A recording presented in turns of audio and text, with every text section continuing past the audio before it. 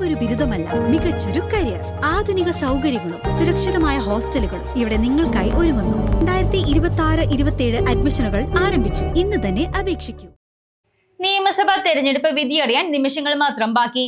മൂവാറ്റുപുഴ, കോതമംഗലം, പിറവം മണ്ഡലങ്ങളിലെ വോട്ടുകൾ എണ്ണുന്നതിനുള്ള തയ്യാറെടുപ്പുകൾ കോതമംഗലം MA കോളേജിൽ പൂർത്തിയാക്കി. ജനവിധി ഉടനറിയാം. കേരളത്തിന്റെ വിധി എണ്ണിത്തുടങ്ങാൻ നിമിഷങ്ങൾ മാത്രം ബാക്കി. തയ്യാറെടുപ്പുകളെല്ലാം പൂർത്തിയാക്കി രാവിലെ 8 തന്നെ വോട്ടുകൾ എണ്ണിത്തുടങ്ങും. ആദ്യം തപാൽ വോട്ടുകളാണ് എണ്ണുന്നത്.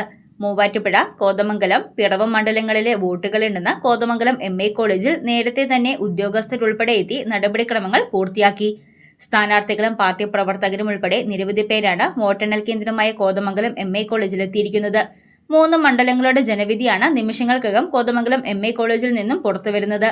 എല്ലാ മണ്ഡലങ്ങളിലും 14 മേശകളിലായാണ് വോട്ടെണ്ണൽ നടക്കുന്നത്. കോളേജ് ഇൻഡോർ സ്റ്റേഡിയത്തിന് മുൻഭാഗത്ത് കോതമംഗലവും പിൻഭാഗത്ത് മൂവാറ്റുപുഴ മണ്ഡലവും, സ്റ്റുഡന്റ് സെന്ററിൽ പിറവം മണ്ഡലത്തിലെയും വോട്ടുകളാണ് എണ്ണുന്നത്. വിജയപ്രതീക്ഷയിൽ സ്ഥാനാർത്ഥികളും മുന്നണികളും പാർട്ടി പ്രവർത്തകരും ഉൾപ്പെടെ കോളേജിലെത്തിയിട്ടുണ്ട്. മൂവാറ്റുപുഴ ഉൾപ്പെടെയുള്ള മണ്ഡലങ്ങളുടെ ജനവിധി ഉടനറിയാം. News desk Muvattupuzha news. നേത്ര സംരക്ഷണത്തിന് നമ്മുടെ അഹല്യ ഫൗണ്ടേഷൻ ഐ ഹോസ്പിറ്റൽ, കേരളത്തിൽ എല്ലായിടത്തും.